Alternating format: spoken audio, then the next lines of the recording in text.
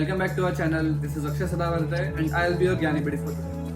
So as many of you know, I recently came to the US to do my masters, and for coming here I completed lots of processes. I'm sure many of you are in your last few stages of getting your visa approved and must be overwhelmed with all the informations and doubts about which documents you should carry and how you should get them prepared. So in this video we'll be discussing that comprehensive list of all the documents you need for your visa to get approved.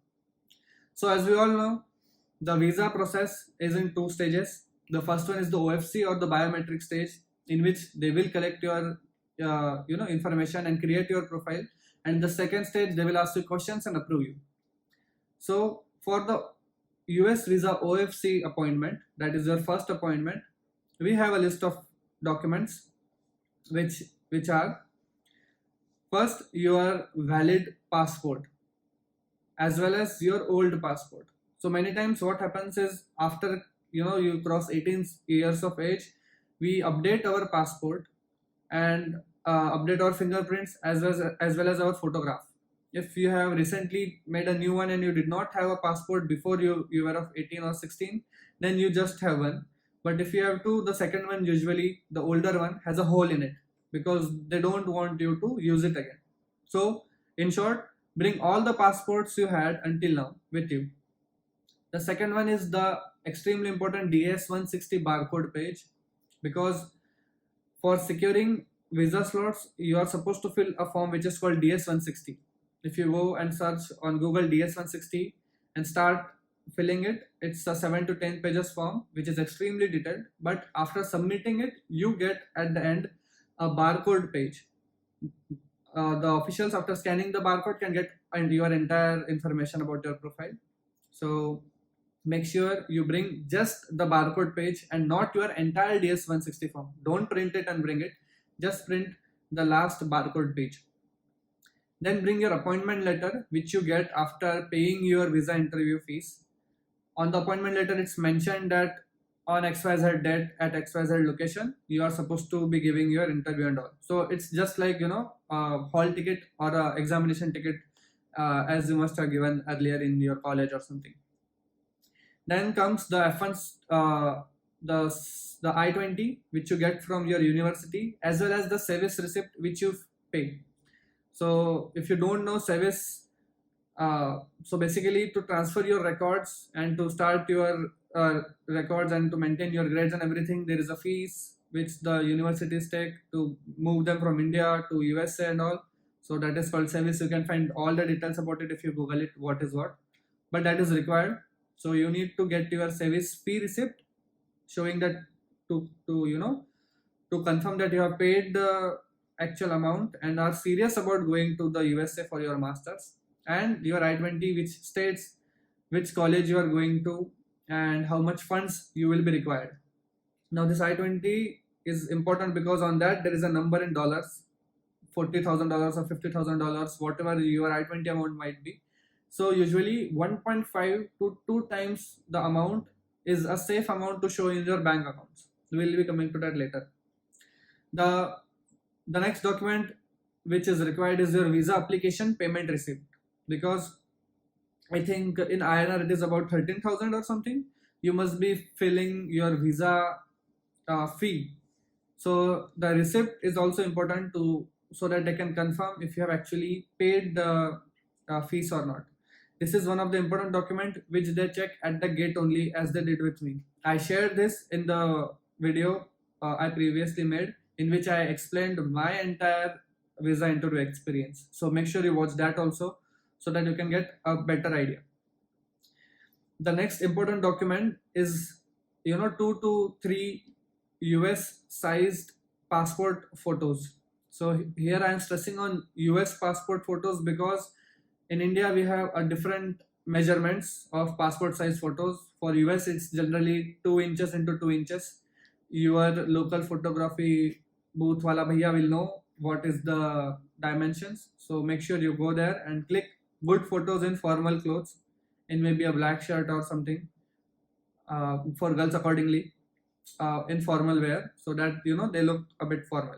Now they might not ask you for this, but it's mandatory and essential, to carry them with us just to be safe. So this is the list of the documents which I'll be also adding in the blog below. I'll be creating a blog and I will give you a list also, so you can directly go and check that out also if you want. So these are the documents which you need for the biometric section.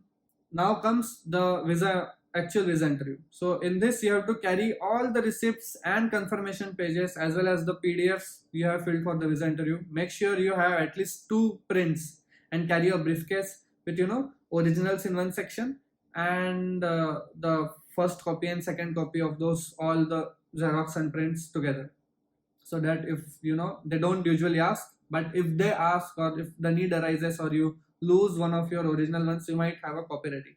Also make sure you sign at the bottom of them and get them attested by yourself on the copies, so that they seem genuine. That is the requirement.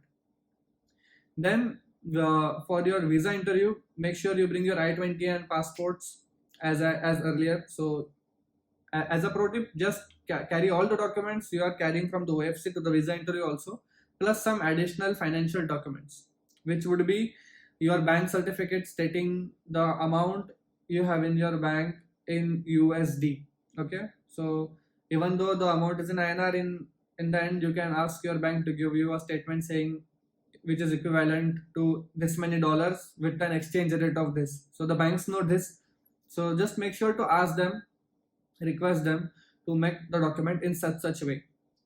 Then you would also need an affidavit of support from your sponsor. If your dad is your sponsor, he will make affidavit of support stating that he is your sponsor and he will be supporting you with this many funds in his bank and everything, and he might get it notarized also. So you need to look into the requirements of that also.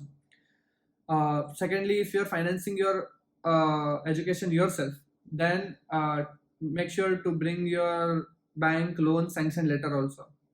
Now I would suggest that even if you are not going to use your loan, it does not harm to bring a sanction letter, so as to show that if you need funds, you have something ready, because there is an initial fee, a processing fee which you have to pay for getting your sanction letter.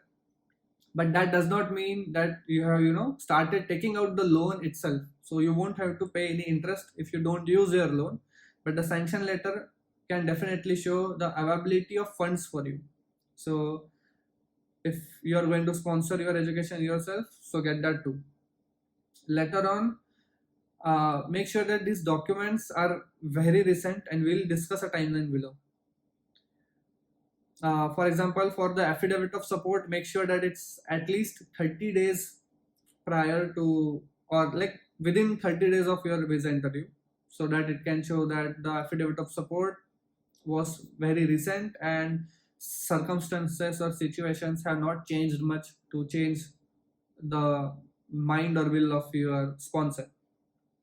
Then make sure that your bank certificates are within 15-day range of your visa interview, and the sanction letter, I don't think there might be any problems with sanction letter, because sanction letters are concrete, and a month or two before your interview, whichever timeline suits you, will do. Then for the bank statements, make sure that you bring previous 6 months of bank statements with you, just to be sure. And if you have any fixed deposits and want to show any other funds, bring those statements also with you. If some people don't have enough money in their current account, so what they do is they include their finance fixed deposits and other assets with them. Some people also get a CA certificate, which shows the entire wealth of their family, of their sponsor, or whatever you see fit. So a CA certificate is also a good option for you all to show your financial strength. It is not mandatory, but for some people, if the funds are falling short, you can include your home and properties and everything, all your assets, in the CA certificate. Your CA will know what a CA certificate is for study abroad, because they usually make this on a regular basis. Then bring copies of your passport, both the front as well as the back. Have two copies with you ready, and if they are color prints, then better. Like, I don't think any problem will be with the black and white prints, but better to bring color Xerox. Also, don't forget to bring a pen with you, because sometimes if they ask you to sign something, it's better to have your own pen ready with you.